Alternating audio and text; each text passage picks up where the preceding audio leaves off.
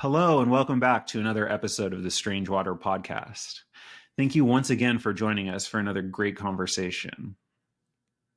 Today's discussion is a deep dive into the Ethereum virtual machine. Though you're about to hear from one of the world's foremost experts in a very technical topic, don't worry too much. We try to keep everything pretty accessible. But even still, before we dive in, it's probably helpful to review what the EVM is and how it relates to Ethereum. Now, EVM stands for Ethereum Virtual Machine, and it's the computational environment where smart contracts live and transactions are processed. Have you ever run a Windows emulator on your Mac? Now that's a virtual machine. It's an independent computing environment, sandboxed inside of another computing environment. Whenever you make a trade on Uniswap or donate to support the Protocol Guild, you're generating a transaction, which is really just a set of instructions for the EVM to process.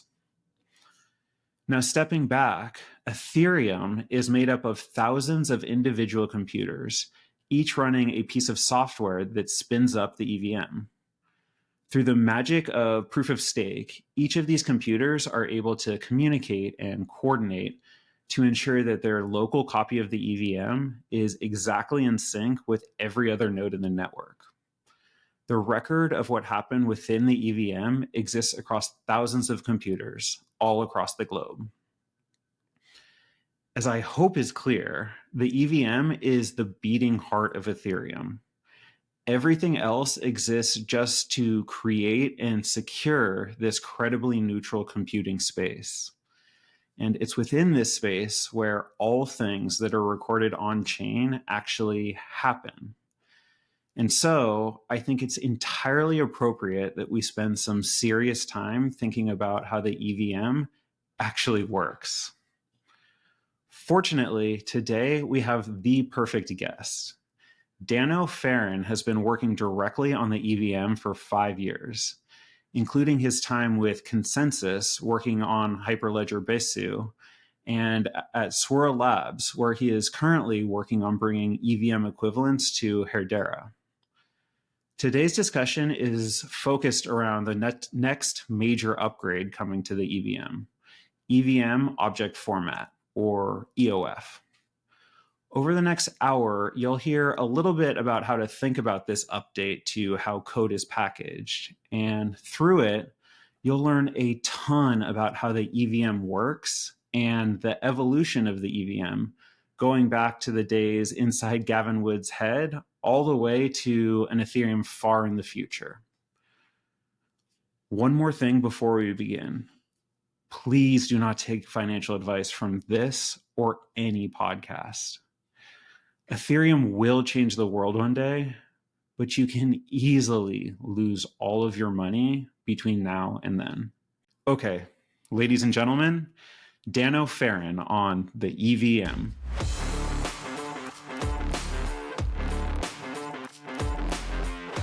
Danno, thank you so much for joining us on the Strange Water podcast. Hello, good to be here. Well, man, I'm super excited for this one. I mean, as you know, I first heard you on the Peep and Eep podcast talking about Ethereum or EVM object format. And since then, I've been trying to get you on the show. I've been so excited by both your background and like the deep, interesting, and like really important technical work that you're doing. So once again, just thank you and welcome to the show. Glad to be here. I've been listening to it for a while. I love the Dune reference. I listen to Dune a lot. It's my sleepy time story that helps me fall asleep with my sleep mask. But no, man, I would love to do a whole episode on Dune, but I will say, like, they start so good, and then by the end, I just can't even follow it anymore. Yeah, it gets weird at the end, and then his son picks it up, and it gets even weirder. Great. So, in lieu of Dune podcast, let's talk about you and let's talk about crypto. But so I'm a big believer that the most important part of every conversation are the people in it. So, with that as a starter, can you tell us a little bit about who you are, your background, I guess how you found technology, and then because I know a little bit about your background, ultimately why you decided to make the leap from like maybe more traditional just accepted technology into this like wild west of crypto? So yeah, background about myself. I grew up as a child in the 80s and 70s and 80s mostly.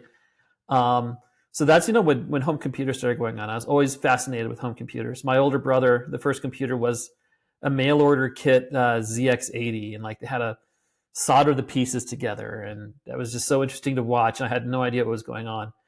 But I liked programming computers and making it do things, independent, and the complex, very methodical instructions a lot better than, the sort of fuzzy thinking that goes on in English and textual analysis and subtext. It's just like there is no subtext with a robot tractor. You tell it where to go and it goes there. So that really appealed to me. So I did computers. I thought about doing engineering in college. I thought about doing actuarial work. The funny thing about actuarial work, I was accepted at a college and at the university, and that's what got me in. And I looked at the tests you have to take as an actuary, and like the last few tests, I want to know what I was really getting into. And they're talking about, building these shell companies, putting them in the Bahamas, doing all sorts of, it just was like, this is not something that terribly interests me, although the math was interesting. So I just stuck with computers the whole time. Worked in Silicon Valley for a couple of years in a startup before the dot-com boom. And then my first real job was at an insurance company. They were trying to build exchanges back in 2000, insurance exchanges. And that was like, 10 years ahead of the time. So, too early is indistinguishable from wrong. So they went out of business. Then I worked at an internet startup that was doing network configuration automation. Again, ahead of its time, indistinguishable from wrong. Some of their tech got bought, but now, software controlled, unified control plane of networks is very common. We're just a little too early to the game. Then I spent 6 years at a defense contractor doing front end work and GUI work, because that's really what I was doing at the startup for network configuration. I was doing Java Swing, and I was doing the same stuff at the contractor. And one of the last things I did at the contractor was this thing called graph analysis, where you'll like take all the links of everyone, put them on a graph. And one of the things about that is that most GUI toolkits don't do that well. At the time, they were all based on squares and things not overlapping, and the idea of moving stuff around and reshaping things arbitrarily and not having clear-cut boundaries was kind of hard. So the toolkits were mostly less about graph analysis and more about the visual layout of the graph. So that's in like the time the toolkits like Flash and Java FX were around, where they used this thing called a scene graph. So when I left that job to go work at another company, I was working at Oracle, working on back-end tooling for Java. I still loved the idea of visual layouts of stuff, even though I was getting out of front end. And there was this company, Yworks, and they had this visual layout, a lot of exciting graph layouts. And I was hooking that on the back end and using Java FX in the front end. And the problem is I needed some interesting data set that was legal for me to access. There's all sorts of interesting data sets in government work that you really shouldn't be sharing. So I wasn't using those. But what I came across, it was about the same time that Bitcoin had its first $1,000 pop. It was like, the first big bull run around the halvening. And I did some I read up some of the technology on it, and I was reading about unspent transaction outputs and where those came from. And I'm like, that's an acyclic directed graph if I ever saw one. So I spent some time parsing the Bitcoin blockchain and getting data into the system. I did some test transactions of my own, and I was able to, visually lay it out and get it into this graph analysis stuff. And that was pretty exciting for me. So that's kind of how I got started in crypto. I briefly thought about doing a Bitcoin forensics operation. A couple of things got in the way. I'm not excited about government contracting. Regardless of how you feel about what the government does, contracting with the government is, an entirely different beast. Billing, and you can't really do a venture company based on we're going to sell this to the three-letter agencies and law enforcement. That's really hard. That's a really different pitch. You really got to have the connections. The tech's like, third-tier issue, honestly, in those situations. So I sold it off for chump change. But hey, it was a crypto exit back in 2015, which was amazing. So at that point, I went to Google for a few years. I worked in their payments group for half the time, and I worked in another group that was doing ads measurements, measuring eyeballs, stuff like that. And about the time I was between one of those ads measurements projects, we had shipped a good one for YouTube. I worked in Boulder, and the reward for doing a good project in Boulder is they take the project and they send it to the West Coast. So I was shifting to another project in the same ads measurement group. And that's when a recruiter from Consensus called me up. I've been doing a lot of Java work. Java still got a good big place in Google backend work. And they told me that they were building an Ethereum client in Java. And would I be interested? And I had been, when I worked at Google, I was going with the premise of that, I'm just going to get blockchain out of my system. Everyone here hates it. They can't say enough bad things. It's inefficient. There's much better ways to do it, but I just could not stop paying attention to it. I followed the DAO fork. I followed the Shanghai attacks on CoinDesk. It was a very regular read, even though it was distant from it. So when the recruiter called up, it was just like an obvious yes. I mean, I couldn't focus on my work at Google after that at all. They couldn't pay me enough money to get there. So that's when I just jumped off and went full crypto. And Pantheon was the name of the project before it became Hyperledger Besu. So for the past 5 years, through a couple of different companies, I've been contributing as a core developer to Hyperledger Besu. I've been on the all core devs calls. So right now I'm working at Hedera. I'm working on the EVM equivalence portion of it. I used to be working at Consensus. So yeah, that's where I'm at right now. That's how I got into the system, how I jumped full feet in. It's got a lot of stuff that interests me, and I love building things, and there's a lot to build in Ethereum. Well, before we get to like what you're working on and what we're building in Ethereum today and what needs to be built, I just want to spend some time on your journey. And I think something that really jumped out to me is like, look, man, you know this better than me. We are in an industry that is, let me just say, the like median age is not allowed to drink in the United States. Like, it is a very young group. And I think like a huge reason for that is, so I'm 32, like my generation of people entered a world where, yeah, computers were not great. And like, yeah, we didn't have, broadband internet, but we did have computers and we had games and we had internet. And I think like my generation, and, I studied computer science at Stanford. So literally 4/5 of my class were working with you at Google. I just think that like there's something about your story and then like being a kid right now where like you really understand the malleability and the fact that like this stuff is being created from nothing in real time right in front of us, and it's an opportunity to be involved.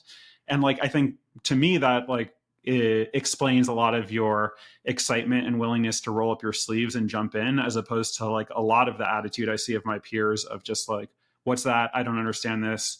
Therefore, it's not real. Therefore, I don't want anything to do with it. And I guess like I just wanted to hear any thoughts or reflections you had on like why people really have a problem like looking at crypto as like an actually interesting, and for me, it's an interesting computing problem. And I'm like so bored by things like hard money and finance and all that stuff. Like, why do you think that people have so much trouble like giving crypto a fair shot?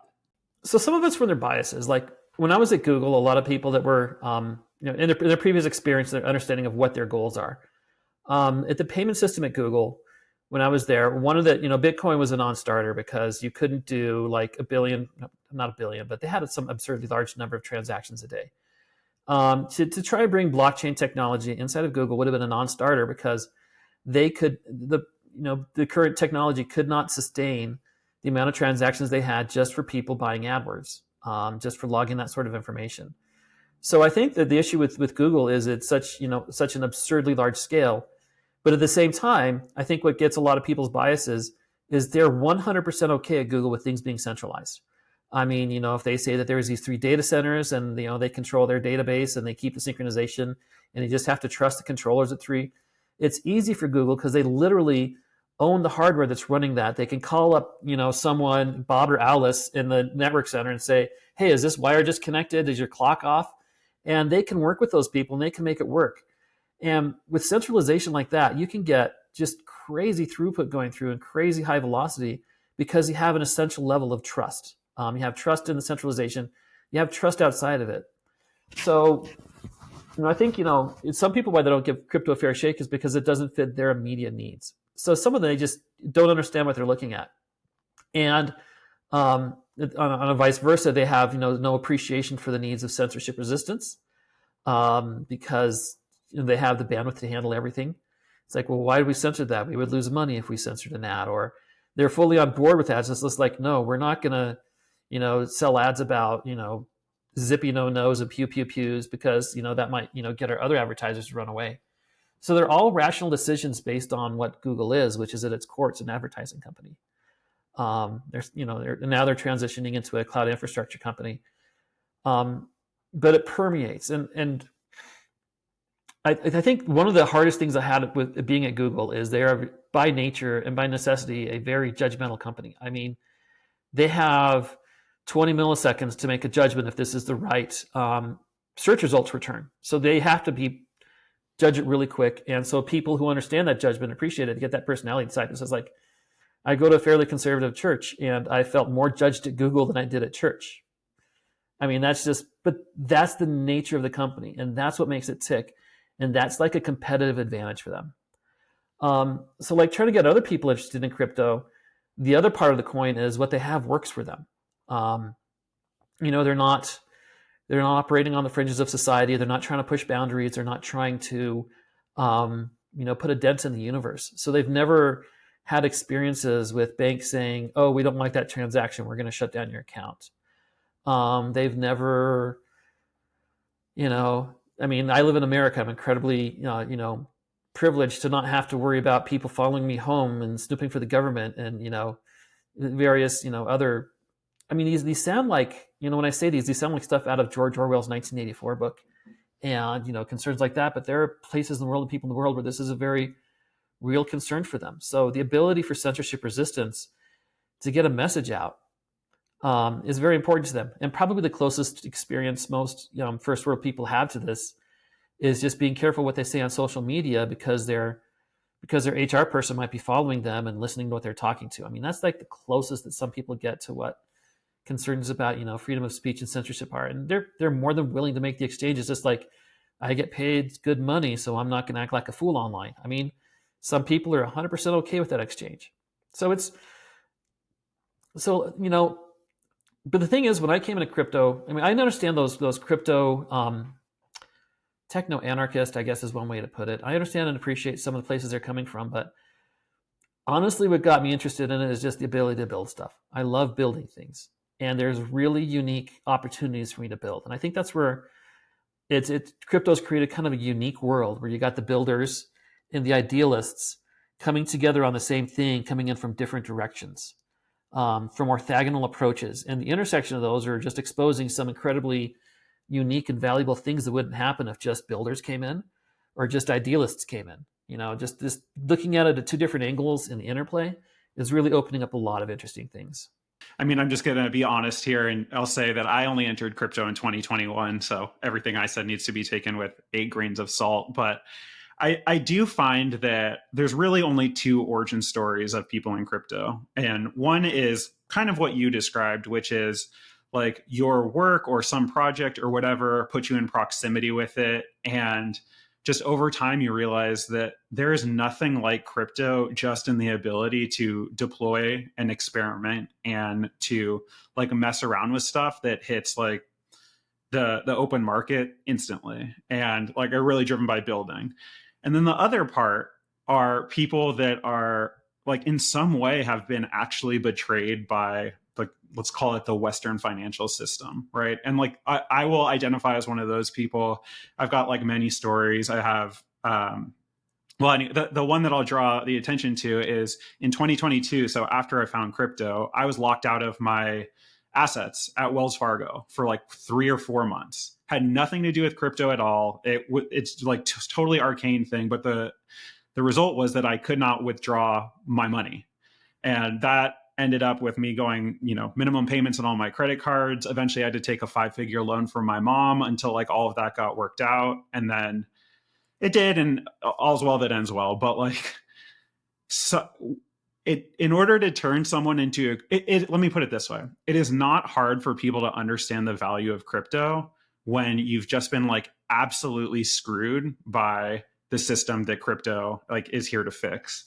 And that's like not even talking about all of like the actual like idealistic reasons, like political self-sovereignty, or like political persecution, or being able to cross borders, all this stuff, right? And so I think there's a lot of interesting stuff going on in the world, but there is something like really weird and special about our space. And yeah, part of it's the building, and part of it is that we all have a chip on our shoulder for some reason or another. But yeah, I don't know. I hope this lasts forever, because it creates like a very special building environment. Yep, it's pretty weird. It's a unique opportunity, unique serendipity of events.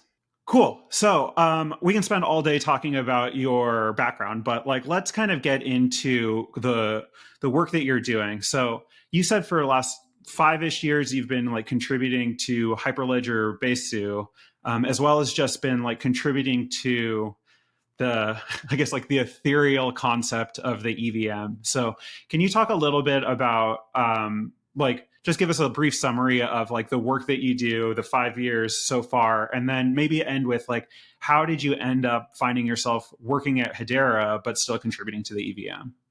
The EVM for me, I mean, I've always been fascinated in virtual machines. One of the things that drew me to Java, they had a virtual machine, and before I build complex things with it, I read up about the virtual machine and the class file structure, and just fascinated with the idea that it would compile this bytecode down to Intel or Motorola Mac at the time, or now to ARM. And it's a really old concept. It's older than me. Pascal used to use it. This whole idea of a virtual machine bytecode and interpreting it, and so it's not as Greg Colvin said at a conference, that Ethereum's future, EVM's future is the past of computing.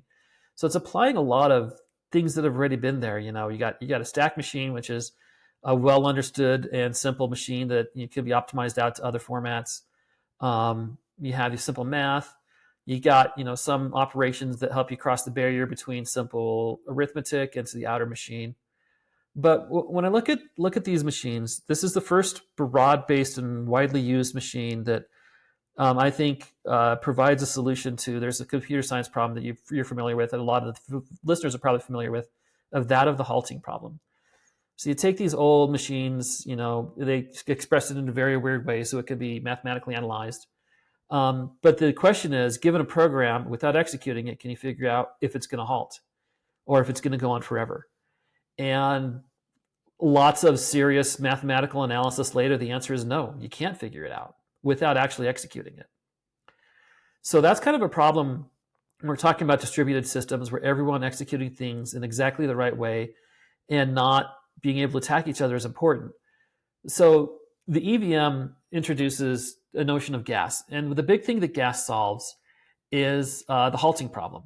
So every time you do an operation, you have to decrement it. The gas, you have to spend gas to do that. So you can look at any contract, and the answer to that question is, if executed, will this program come to a halt? And the answer is yes, because you're going to run out of gas and you're going to shut it down. So that's, kind of all the VMs. That's a necessary change that EVM needs to do to solve the halting problem, because you can't run stuff forever when you're trying to come to consensus across thousands of transactions a minute or a second, or whatever the speed limit you're at.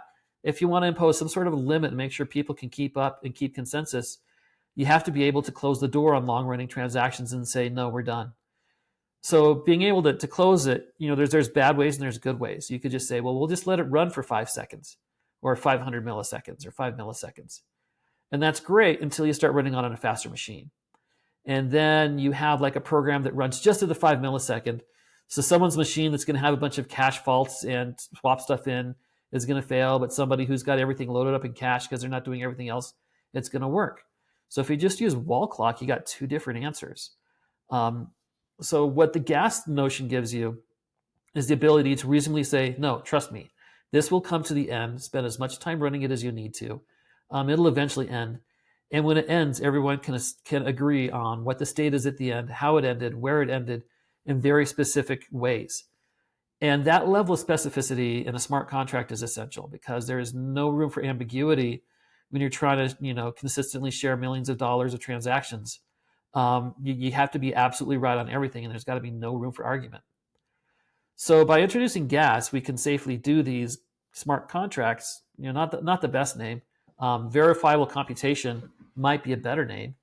You can verify this computation in a reasonable amount of time and come to a reasonable conclusion that everyone's going to agree with it. It leaves evidence at the end that y'all came to the right solution.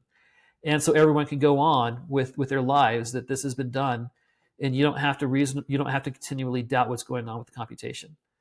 So as far as what drew me to EVM, I think those properties are very unique amongst all computations, which is kind of different from, like, say, a Google data center. It's just like, if you give slightly different answers to the query based on whether you're dialing into an East Coast data center or a West Coast data center, that's actually okay. Because some people, especially, I was reading some stuff up on AI, and some of the early GPT models, they were concerned, well, why are we getting different answers? There should be a deterministic algorithm. There's no randomness in there.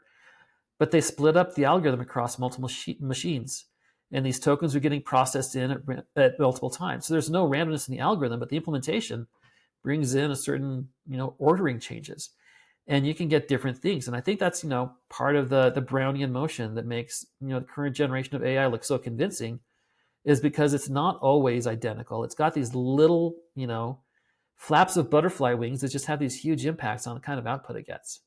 Yeah, I'll actually, just to hammer home your point, that I would not have that would not have even registered to me, except for just recently I upgraded my Twitter subscription to the highest one, and so I got access to Grok, right? And the craziest thing happened to me. So, or it's not crazy, but it was so jarring that I asked it, like, hey, I want to write a better copy for my next Strange Water episode. Like, how can I improve? And, my thought was, like, it has access to Twitter data. It can tell me, like, very specific things. And so it basically, not only did it chunk out this, like, extremely generic, just like how to make more compelling Twitter posts, but it had, like, a full paragraph of jokes. And then I was like, okay, this is useless. Like, I need something that's actually specific to what I'm asking to my tweet. So I rewrote the query, and the exact same thing with the exact same jokes came out. And that was the first time that I'd ever experienced one of these chatbots, like, actually acting like deterministically like a machine. And it was so much unlike the human experience, like, that I really felt exactly what was happening there. And so no real point to that story other than to say that it's just, like, really interesting that the emergent properties of the system actually, like, end up being so important to the user experience of it. And I guess this is, like, completely outside of EVM world, but just thought that was a fun anecdote. Yeah, but I mean, user experience. That's kind of an interesting tangent to go on. There's so much things to go into user experience than just, like, the pixels on a screen. Because when I was at my defense contracting and startup, where I was working in front end, user experience is something that's talked about a lot. But user experience is a lot more than just front end work. If you're working in dev tooling, they'll recall it developer experience because their users are developers. And when it comes to AI, the experience is not just the text that comes across; it's the feel. And when you get an experience where you give a radically different query and get the same answer, that just, like, ruins the illusion that you're talking to a person.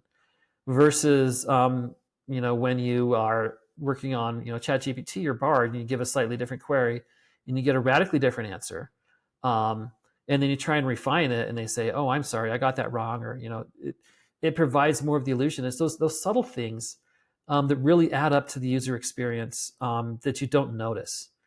It's like is what, like, a 90% invisible podcast that used to be around. A lot of the things you just don't process consciously contribute very much to this developer experience, this user experience. And so to bring it back to crypto, people complain a lot about how crypto's got a UX problem. And the thing is, what I think people are noticing is there are just subtle friction points that are so different from the way they're used to interacting with a computer or with a phone or with their bank account. Because, like, you get one shot to do a lot of transactions, and you get one particular thing. Just a second, let me turn my robot vacuum off. No worries. I think its ears were burning. It heard me talking about artificial intelligence, and it's just like, I'm going to vacuum the floor and show it that I'm doing a good job. Except it's actually on a timer, so that's not quite the same. But that's those subtle things that you might interpret it as saying, oh, the robot vacuum is listening to me talking about AI. And you interpret it and you put this extra layer on top of it that wasn't there. And that's the essence of the illusion. But like, the friction you get with trying to do transactions with crypto, and you get one shot, you send it to the wrong address, it's gone forever. That's not the case in banks. And the reason is, having been on the backside of Google, there's entire processes where they balance stuff out. They have people change things. And there's actual processes around manually moving money around and manually fixing ledger lines to comply with laws and regulations. Because it's pretty well understood that banks and places can't just steal money, even if it is out of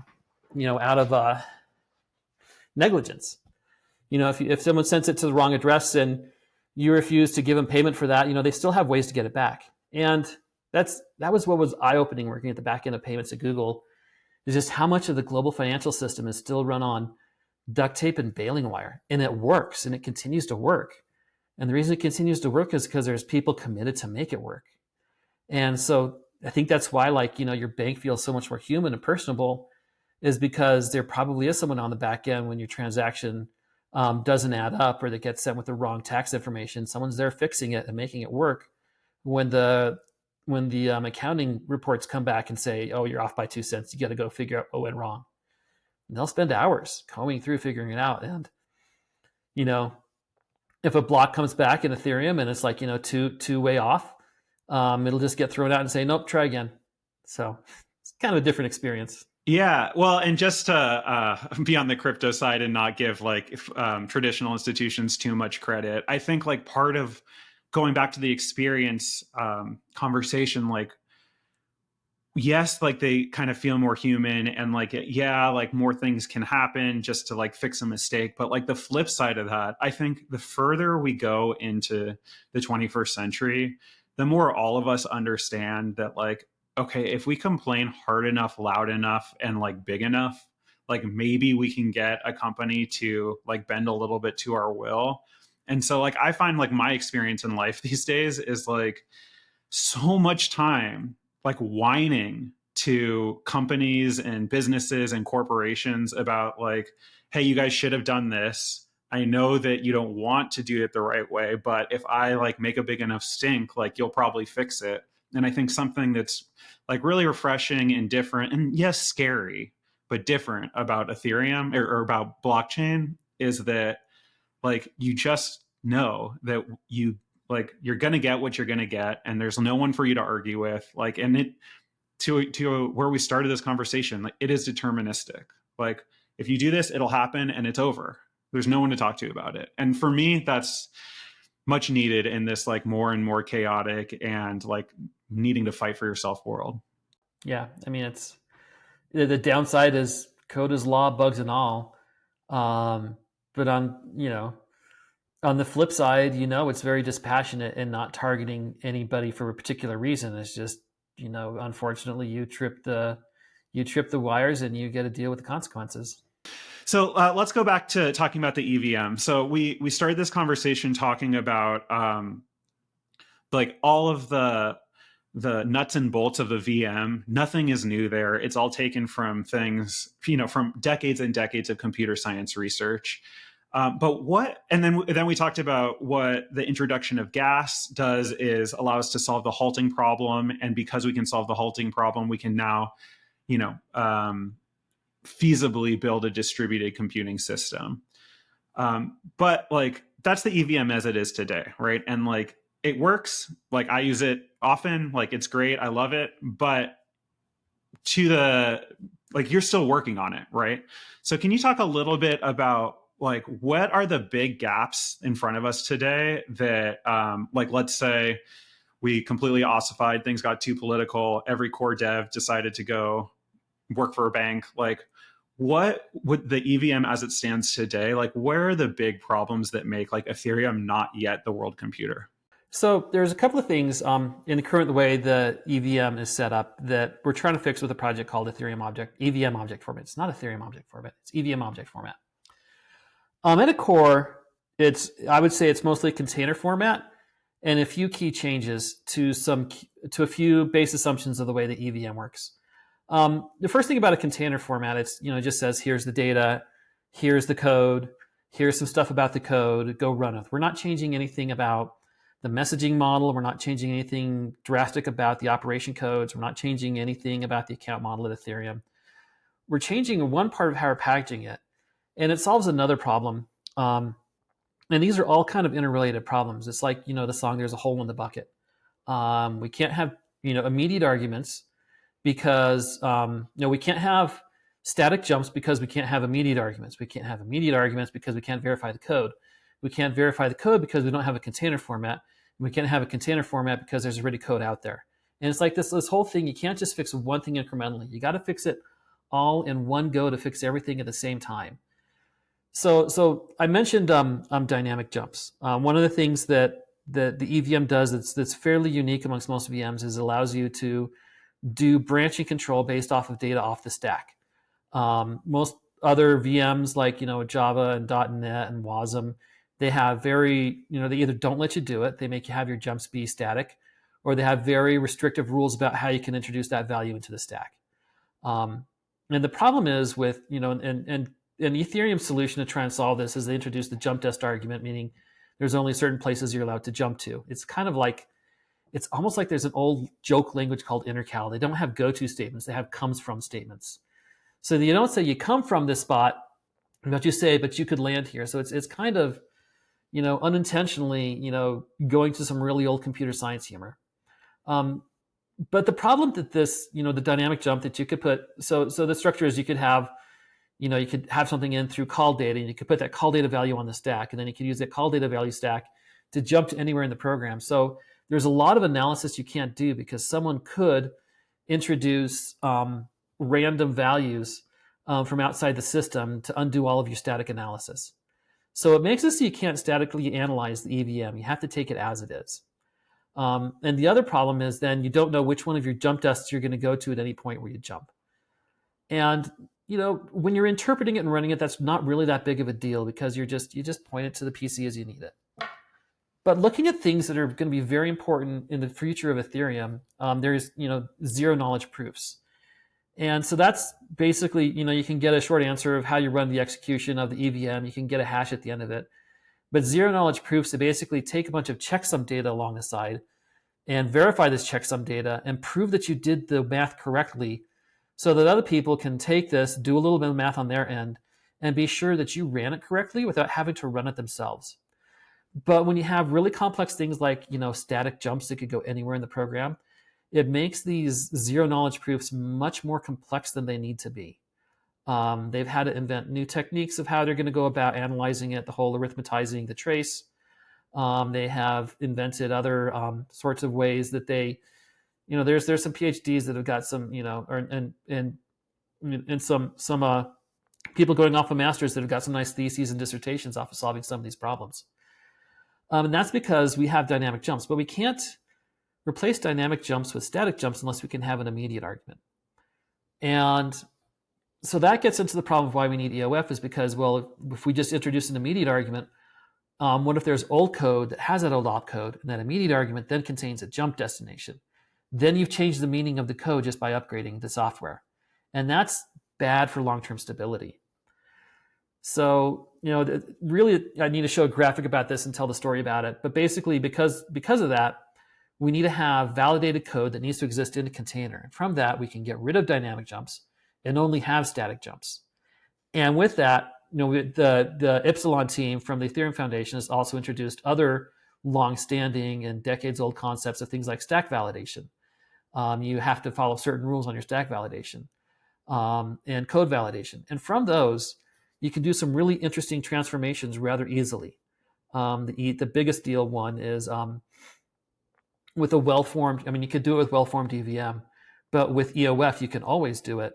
You can do a transformation where you take the stack machine and you convert it to a register machine. And that's kind of important because that makes the ZK transformations really easy because doing stacks in some of the ZK languages is not terribly easy. It's like going back to my experience in math when I was doing differential equations. The last bit is always about Fourier transformations. And it teaches you one of the greatest mathematical statements, which is Just figuring out where your coordinates are and how you view it can make a completely intractable problem trivial. So you take these really complex mathematical relations, you apply the right Fourier translation on it, and you're just doing addition. But there's complex rules about how you transform it, and you got to do the right thing in the right place. That's entirely what some of the class is about at the end, is when you can do it and do it right. I barely scraped out of there with a B, so I'm not a math major. But in that vein, being able to go from a stack machine to a register machine can be huge. I mean, what's surprising when you look at opcode execution, stack manipulation is like a large percentage of the time spent executing the VM. It's not doing the math. It's not doing the calls. It's not accessible. Storage takes a long time because it's expensive. But from a raw number of operations, it's mostly stack manipulation, duplicating and swapping and pushing onto the stack and off the stack. And if you can reduce those to register operations, there's 30% of EVM execution that just disappears because it's just moving stuff around. So that's so when I look at EVM and EOF, one of the complaints that I get from people saying, why are we doing this? One of the first questions they have is, how is this going to make the node's life easier? How is this going to make things better for a validating node? And there's some small things. Code will be slightly smaller. You'll get a little better gas efficiency. You'll be able to get more transactions in if everyone uses EOF. But the real big benefits are outside the validating node. And so having a well-defined VM that can do these transformations is great for ZKs. So they could move to compiling the smart contracts into ZK directly rather than making an interpreter, which will make ZKs more efficient and easier to create and faster to create. But also you could, cross-compile it into LLVM, and you could make Java code or ARM code or Intel code that would run these contracts. And the people that would be super excited about this are these MEV builders. Some of them have done this by hand already. They've taken some of these swap contracts, figure out what the real logic is in Rust. And so they can look at these transactions, and if they know that this addresses a swap contract, they can calculate it much quicker. Because a lot of people say, well, the EVM doesn't need to be quicker if data storage is the real bottleneck.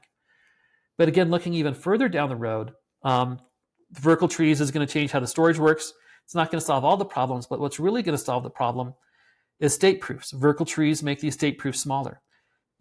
And with these state proofs, the cost of querying the data from the disk goes away, because in the proof you bring all the data that you need.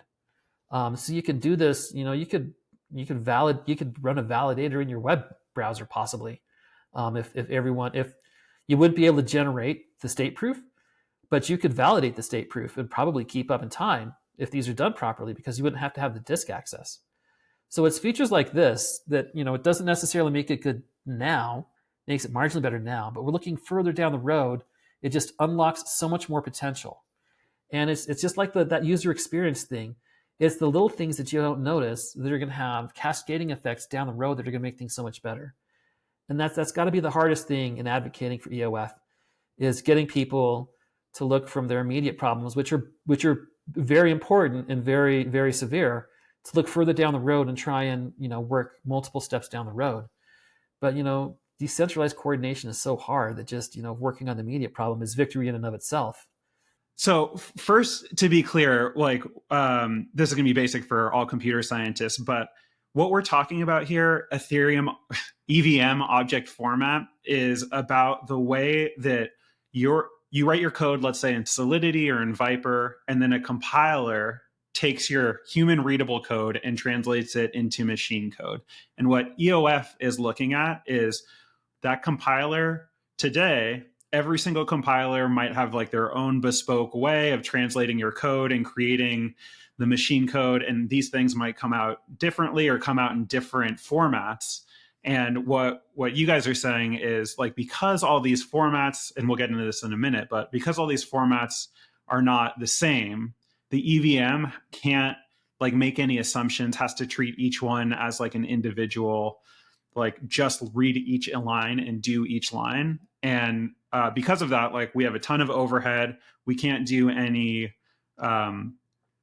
we can't do any analysis on the objects. We just kind of have to take it as it is and then hope. So first of all, is that like a somewhat hobbled together understanding of like the problem it is today. Right. Yeah, it's like going to the grocery store. And what we have now is you have to take each individual item and carry it by hand. And EOF would be like, let's have a bag for cold stuff. Let's have a bag for meats. Let's have a bag for cans. And so it comes down there, you put it in bags and you have bags for different places. And if you don't want your raw meat touching your produce, great.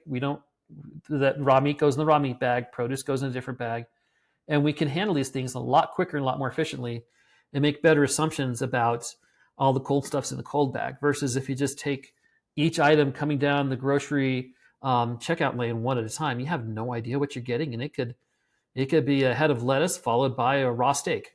And in this analogy, it's like you get the head of lettuce. Okay, then you need to Google what to do with lettuce. And then you get the steak and you have to Google what to do with steak. And each time you get a new thing, you have to figure out what to do.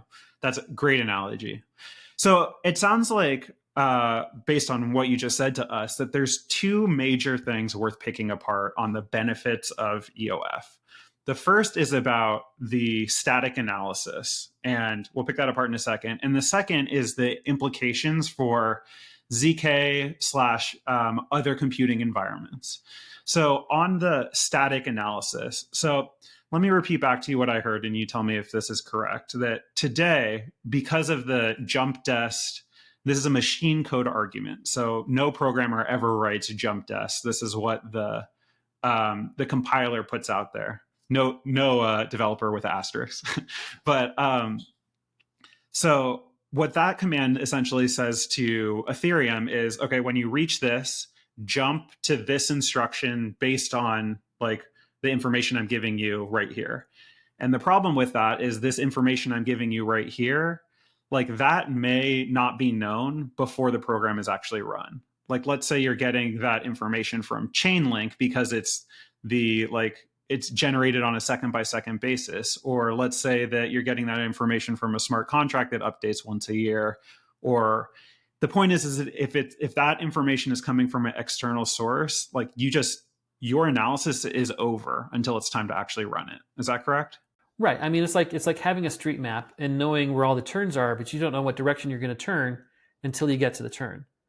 And with static jumps, you get a list of turn left, turn right, turn left, turn right. And you can look at the map and you can draw a conclusion of where you're going to be. But if all you have is like there's 5 stops and you don't know which turn you're going to be at, you can't really optimize for where you're going to be. So yeah, the dynamic things is basically you get to the stop sign and you go to the person in the back, say, which way now? And they'll tell you, the backstreet driver at that point will tell you, versus if the backstreet driver says, take a left on Main Street and take a right down 5th Street and then take a left down State. And, if they tell you that ahead of time, then you can say, well, okay, you're going to State Capitol. I know a faster way to get there. And you just take the other way. Makes a lot of sense.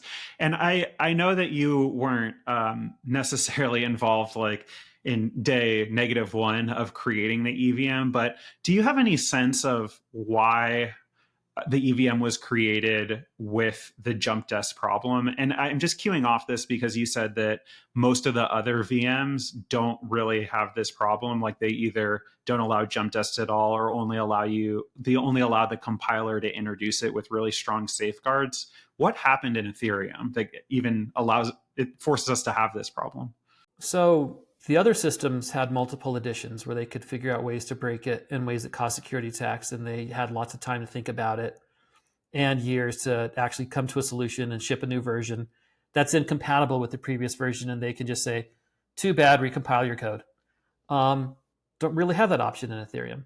So when the EVM as it was shipped on the first launch block or the Genesis block, there were certain commands we had to keep forever.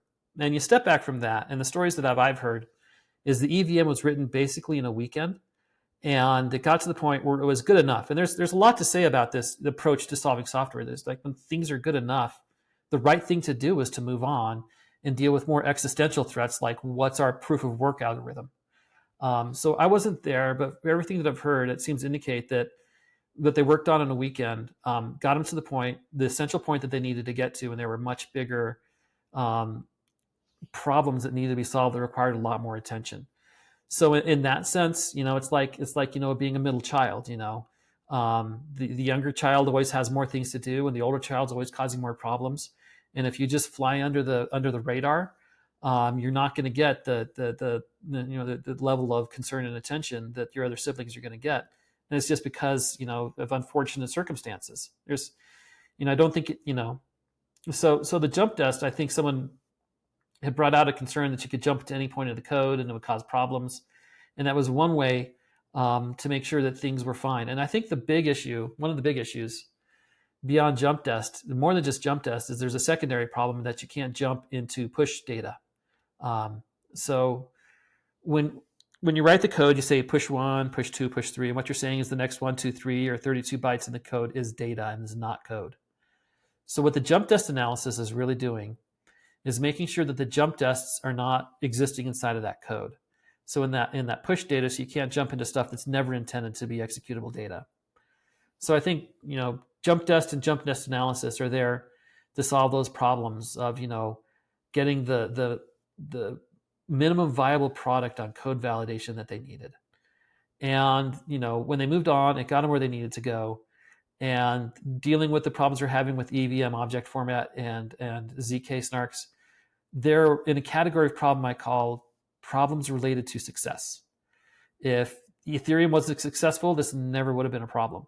And they could have just started over, launched a new chain, done it quote unquote the right way. I mean, what Libra and Diem and now Aptos and Sui have with MoveVM, they're really building off of that prior experience, and they had the privilege of having the time and the people with who obsess over VMs and knowing the impact and seeing what it was to get it right on the first try, because it's not their first try. It's like the third or fourth revision when you look at all the other systems.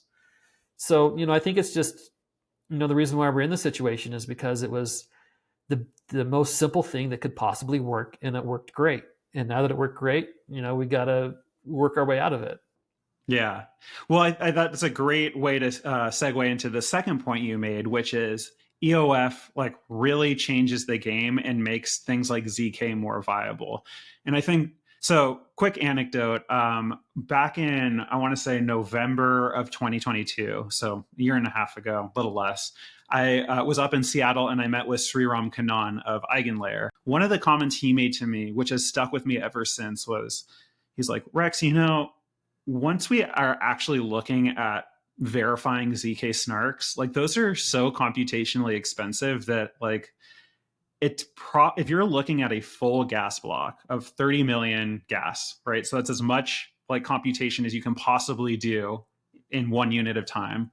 His estimate was we're only going to be able to verify 12 to 15 snarks per block. And I have been I've asked this question on the show a few times to different people. I've been thinking about this whole time, because if that's true, then as much as the modular blockchain thesis and all of this ZK technology is going to scale Ethereum, it's going to scale by 1 order of magnitude. But what I finally found the answer I'm looking for, and it sounds like you're working hard on it, is by creating EOF and making some small but really important and really compounding changes to the EVM, we're able to make much more space within the EVM for more ZK, and to make the EVM itself more hospitable to ZK. And so if a year and a half ago it was 12 to 15 snarks, without even being more clever about the ZK or any of those kinds of solutions, what you're saying is that with EOF, we'll be able to get much more, let's say, verifications per block than we are able to do today. And even beyond that, I mean, there's more than just Ethereum mainnet. And so you have Ethereum mainnet, and the goal is to one day snarkify Ethereum mainnet and try to solve the execution layer. But you have all these layer 2s and these alt L1s. And so with EOF, you could even change some of the rules of your layer 2. For example, you could say only these 5 contracts are allowed. You got Uniswap, you got the pool contract, and maybe you got a few other contracts. So if you set up a system where only those contracts are allowed, then you can take the EVM, the EOF version of the EVM, and if you wanted to, you could interpret it and come to the correct answer. But instead, you could just make ZK snarks of each one of those 5s, chain those together, and then you have 2 steps of the snark. You do all 200 transactions in parallel. They don't depend on each other. which makes the proof smaller, chain those together, and then you have another ZK snark that recursively groups those together, and you prove that each transaction was done properly, and you prove that each transaction was grouped together. And so you could have a chain that could get these outlandish numbers for DeFi if they want it, because you're limiting it to DeFi. And those, I think where some of the future of ZK is going, is you just need to be smart about what you're snarking, and to have the wide open sandbox with anything possible under the sun permitted by the EVM. That's where some of the hardest problems in ZK is, and where some of the most expensive computations and proving that what you did is correct exists. And you put limitations on it, and you can go to the moon. That makes it exponentially easier if you can say there's only 5 contracts. And actually, we've seen this. Like, the market has shown us this, which the ones that are off the top of my head are ZK Sync and Starkware, where like the first things we saw were like them developing this incredible moon math technology and then deploying it to like really, really tight purpose-driven applications like DYDX or Zigzag or whatever. And that's exactly what you're talking about. But what you're talking about is being able to inject it directly into the EVM and then make it Ethereum native. Right. And probably the quickest path to victory is to take EOF code, cross-compile it into Cairo, and then just let the rest of the tool chain do its thing. Very cool, man. So I think we can go all day on EVM and object format. And like, just like the insights that you gave us already are so good. But with our last few minutes here, I really want to take a moment to talk a little bit about Hedera and what you're doing there. And we can talk about Hashgraph. Like, I think that it is so like interesting, but also maybe a little too visual to do in a podcast format. So whatever is needed to talk about what Hedera is, I'd love to hear from you. But I think like the big question is like, what is really cool about your story and what you're doing is that you are ultimately always contributing back to like the beating heart of Ethereum, the EVM. But you've been doing it by like working for, like, for example, Consensus and working directly on a client, to working on Hedera, which is its own independent chain. And so I guess like I would love just to hear some insight on like what you think the value of alternate, let's say, sidechains, L1s, like things that are not directly tied to Ethereum, and how much your kind of work can contribute back to mainnet. I think, when you look at my contributions to Hedera, Hedera itself, I think what makes Hedera unique is the Hashgraph algorithm. The algorithm is something that they call asynchronous BFT. And what's cool about it, I don't, I'm not the I didn't invent it. I don't know I don't work much on a consensus layer. Consensus really isn't my thing. But you can take your nodes that are running this consensus, and they do their hash graph. They see that a transaction is given. They share it with all their friends. And what's unique about it is they use acyclic directed graphs to come to the conclusion of when a particular transaction was entered into the system, and they come to a consensus agreement about what time it happened. And that ordering is completely and totally separate from the subsequent execution of the transaction. So that's one thing. They've got a full separation of execution and ordering. They do ordering first, and then they do the execution. But another very unique thing about it is it's leaderless.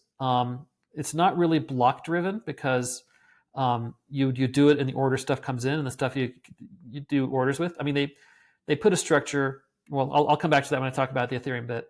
But so stuff comes in, and you can independently come to the conclusion, if assuming everyone else in the network was voting honest, this would be the state of the network. And you don't need a leader to tell you that. So it's a leaderless algorithm. So everyone is basically producing transactions full speed, full time. There's no waiting for block collection, no waiting for attestations to come back. When as you gossip around your transaction sets, that basically serves as validation of all the other transaction sets. And that's what's really unique about Hashgraph is it's really difficult to play the MEV games that you can with a block-based system, with a memory pool-based system. There's not really a memory pool per se. There are some corner cases, but there's such a narrow time frame for malicious nodes to do malicious things. I think it's got some state-of-the-art stuff. But Hedera, when they first started building this, they didn't, when they first put their algorithm together, it wasn't as obvious that the EVM was going to be the market winner. So they made a lot of their own independent decisions based on their own independent experience about how they're going to build their token system. So they have a set of services built on top of the hash graph that is completely separate from the consensus algorithm. And there's HTS, a token service, HCS, basically a timestamping provenance service, and then the smart contract system. So what brought me into Hedera is they were looking at their smart contract system, and they saw that it was based on old Constantinople code. This is back during Berlin. It was like 3 years old. It was based off of a project that had since been sunset. Ethereum J was their code base. And they realized that they either needed to sunset the smart contract system or come up to speed and be current with EVM. So I came on board, and one of the things I did is I took the Besu EVM. I made a library out of it. I pulled the pieces out so that there's an independent EVM library that fell out of the Besu code, and it's part of the Besu client. But you could take the independent EVM code, and there's another project that just came into Hyperledger called Web3J. It's developer tooling for smart contracts in Java, and that's what they do. They take the library. So there's like 3 different users of it, and so Hedera is another user of it. And so they've taken the library and they've layered it on top of their current system. And one of the problems with a system like that, and I've outlined it in some of the talks that I've given at like Dev Connect and previous DevCons, is there's just an impedance mismatch. They just do things slightly different. And getting those things to fit together is where a lot of the work in Ethereum equivalence is. And I think we finally, as a team, got to the point where we can say, from a tool perspective, Hedera is Ethereum equivalent. So even though things are put into this ordered sequence, we split it up into blocks. We make a something for a block hash that would support that, so that all the external tooling like Hardhat and Foundry can go in there, and it looks like an Ethereum system. It's got JSON RPC. Hedera, when they first built it, they used gRPC, which in a void, not knowing what's going to win the market is a very sensible choice, but the market sense moved. So they need to move where the ball is at. And so they have a JSON RPC relay that you can use your MetaMask wallet in. Hedera also has an ecosystem of wallets that do talk native happy. You can do more exciting Hedera specific things with it, like stake your Hedera on a Hedera specific wallet. But when it comes to people who just want to run Uniswap or run their smart contract they've written in Solidity and get support on another chain, you really need to have support of what are essentially industry standard interfaces of submitting a signed Ethereum transaction, JSON RPC to submit it, JSON RPC to query it. These standard things are the things that I've spent the past 2.5 years, along with several other people on the smart contracts team. I think it's about like 5 of us right now, 6 if you include our manager. The manager's part of the team. He's just not the one writing the code all the time. So you got to give them credit. But we've been building this along with the rest of Hedera to actually get to the point where it looks on the surface just like any other EVM chain. It's not perfect. There's always going to be impedance mismatches. That's just the nature of it. It's most of the way there, and unless you're doing some really esoteric, like if you're really depending upon there's like some weird, strange corner case that you might be able to tell the difference that I'm on Hedera and not on Ethereum. And it's like, unless your code really depends on that, you'll be fine. And most code doesn't. I mean, unless you're writing, unless you're writing some real serious layer, some serious Dex Mev stuff that you need to figure out. Is this block the current block that I'm in? The one that I proposed, then you don't really need it. I mean, those are like the very edge corner cases of where it would matter of the differences that are there. And, we get rid of those concerns. Mev's not a thing on Hedera. Everything shows up in the order you get it. That's kind of a unique thing. And it's pretty interesting. So that's, when it comes to alt L1s, I think that the value of alt L1s have, even if the EVM dominates. And, you got Move VM, you got Fuel VM, you got a bunch of other things coming in. Solana VM. We're starting to see the growth of a modular system, which I think is great. So you can have your own VM, you can have your own data availability, you can have your own consensus, and you can mix and match these. And I think that's where Hedera can provide some unique value. They've got a different consensus mechanism that is fairly unique in industry. Yeah, and listen, I don't want to talk anything negative to alt ecosystems. I think there's so much. our industry's so tiny and there's so much growth to happen. Like, I encourage everyone to do whatever you need to do in order to be building. That's the only thing that matters, is be building. I guess like my question to you though, as someone who, or coming from someone who, like, even though I don't like the label, I'll just say it, like, I'm an Ethereum maxi. My question to you is, what are the lessons and insights that you're gaining by helping Hedera achieve EVM equivalence that, like, you think are really interesting and worth bringing back to Ethereum to make, like, the EVM stronger than it was before you, like, really looked at it from this new perspective? So I don't know if it's something that can necessarily be brought back to the EVM. I think probably another thing that's important about Hedera is it has strong corporate backing. All the nodes are operated by very large corporations. They have a council that operates the nodes. I think there's 30 node operators. And they make a point in the council to say that this can't be your only line of work. So when you're operating a node, that provides an extra layer of assurance that you're not going to do anything untoward, because that would threaten your livelihood and the thing that's a secondary to what your node operation is. So that's one of the unique things. So one of the things I think alts can provide that may not ever be able to provide is a certain level of regulatory comfort. So like if you want to run, if you want to tokenize something with real-world assets, and some regulatory agency says, well, we need to be able to identify and take to court anyone that's running software validating your system. There's no way you could do that in Ethereum, because that's the point. You don't know who's running it. That's the point, yeah.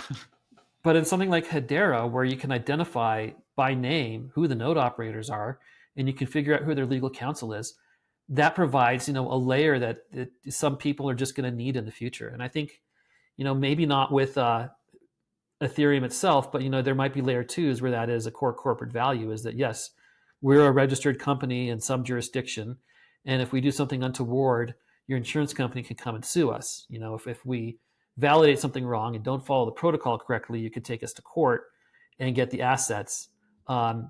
Whether or not that is actually valuable to some people, the possibility that they could do that is really what they need. So I don't think we'll ever see any of these lawsuits that you operated the blockchain wrong.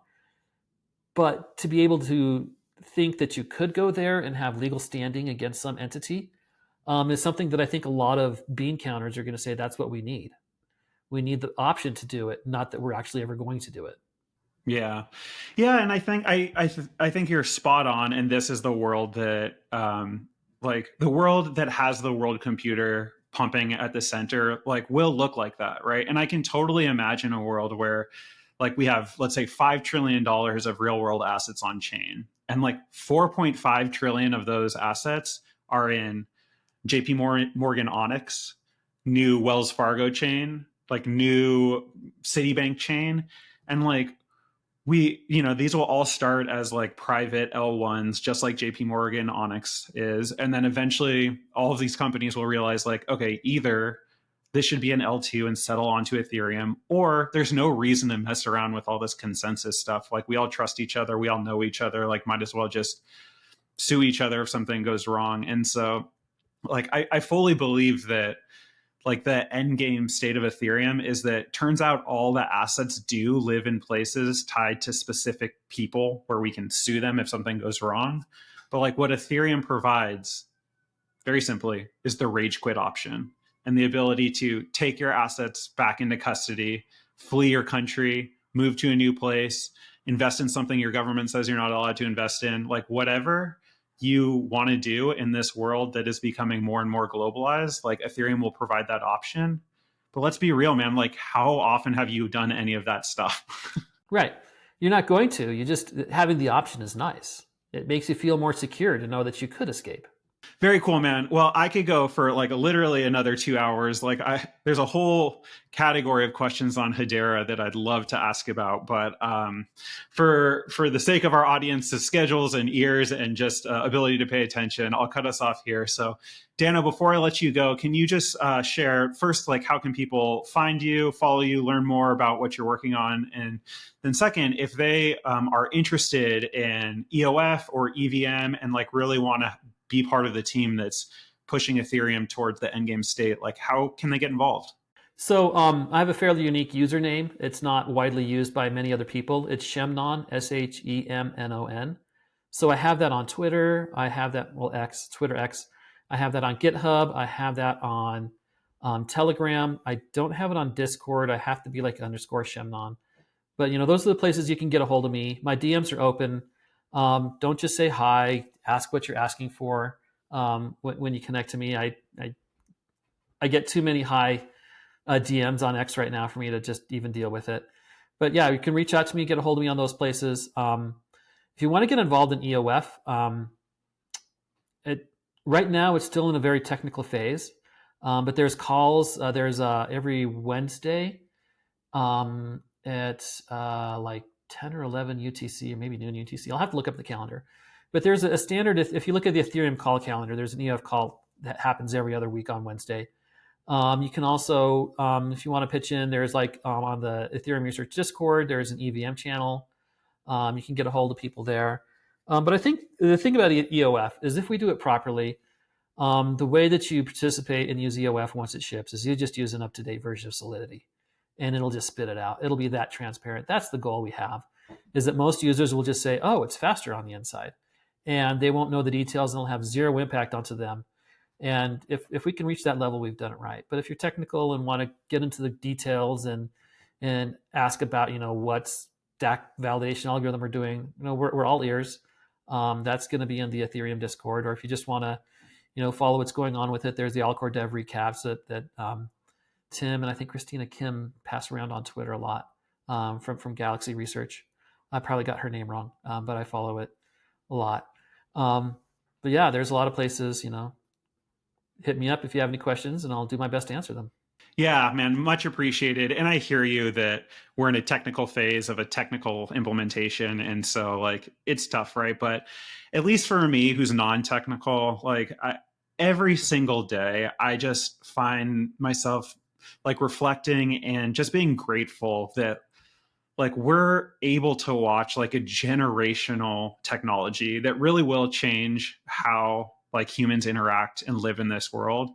Like we have an opportunity to like literally watch it happen on a call by call or a code by code basis. And even if you can't contribute in the way that you're thinking, like this is also a contribution, right? It's like getting people excited about it, like learning why any of this matters. And like, hopefully for someone like me is eventually like building a company and an empire using the tools that you're building for all of us. But I encourage anyone that's listening to this that's interested and is not a hardcore developer to still get involved and still like just understand that like this is a special moment in human history and you get to be a part of the world computer coming online and cherish that. Yep, pretty neat time. Great. So Danno, thank you so much. I really appreciate the time and be well, man. Sounds good.